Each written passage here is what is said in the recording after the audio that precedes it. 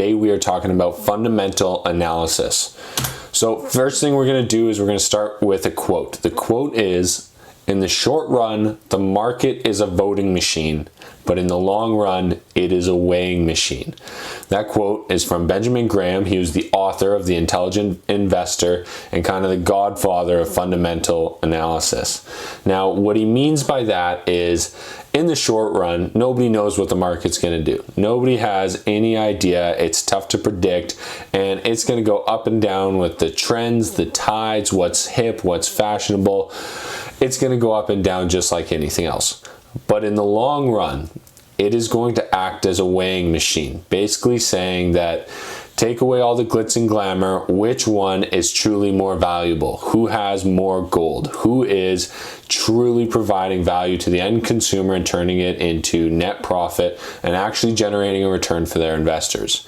And so what this quote is about is, don't worry about the short term, worry about the long term and finding companies that are actually valuable, that are actually worth it to hold in your portfolio. And so fundamental analysis is about weighing out those different companies and figuring out which ones you actually want to hold and which ones you actually want to own.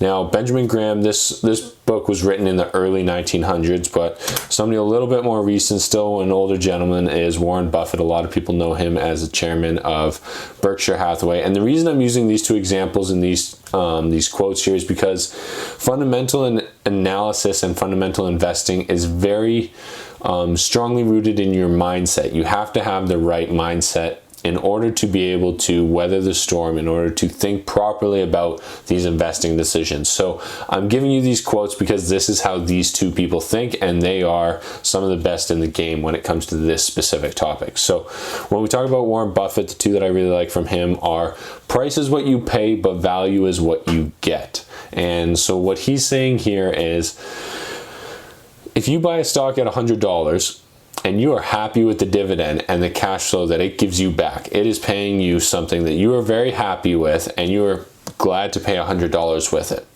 Well, if it then drops down to $90, it's still providing you $100 worth of value for now $90. So that stock in your mind should mean this stock is now on sale. This stream of cash flow is now on sale that I valued at $100 earlier. It is now 10% off at $90, 20% off at $80, $70, $60. And so what he's saying is that price and value are two very different things. And what you're looking for is something where the value to you is higher than the current price. And that difference there is your profit margin. And it's one thing that he definitely lives by, because even when his stocks plummet, his holdings crash, he's still happy to hold these stocks and he never really considers selling many of them. Next, our favorite holding period is forever. Now, he says this a lot because when he buys a company, he plans to buy it for a lifetime. Fundamental analysis and fundamental investing is definitely about the long term. You're not going to be trading in and out on a weekly basis. You're going to look for a stock that you're happy to hold on the long term, that's providing you cash flow or that's providing you capital gains that you are happy with and that you are looking for on a consistent basis.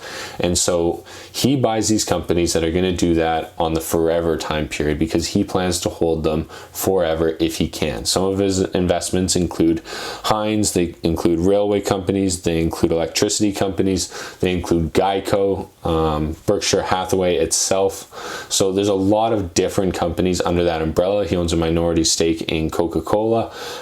He owns a minority stake in Apple. He owns a minority stake in several different large companies. But the idea here is all of these companies that I just listed have been around for over 20 years, and they're going to be around for at least another 20 years without a doubt. And so he's holding these companies and he's buying these companies for the long term, and that's the key here. And so Warren Buffett is the CEO of Berkshire Hathaway. That's where he does all of these investments through. Berkshire Hathaway owns all those positions that I just mentioned. And in 1962, the Berkshire Hathaway stock was $7.60. Now, over the next 5 years, Warren Buffett basically took control of that company, became CEO, and has ran it ever since.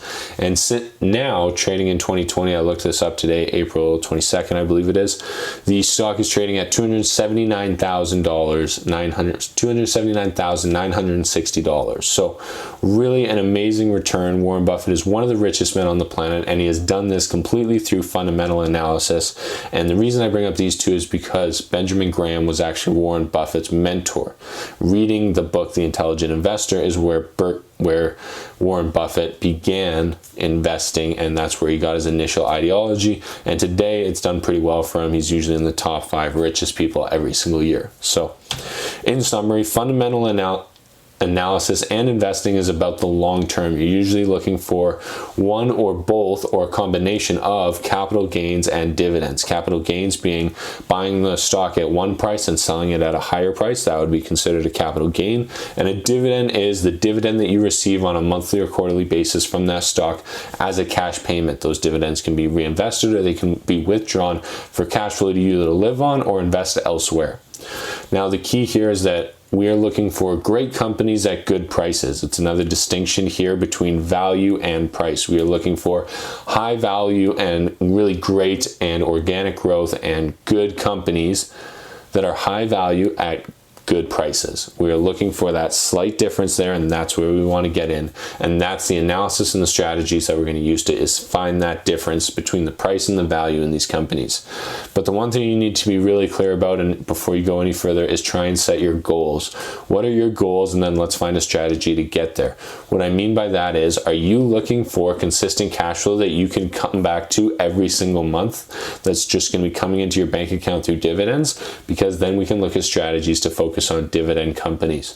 Otherwise, if you're looking for undervalued companies that are going to appreciate and generate large capital gains, we can use different strategies for that. And in the rest of this course, we're going to evaluate both of those options. So please join us along. It's going to be pretty exciting. We're going to go through both of those objectives here pretty soon. But this is the introduction to fundamental analysis. Thanks.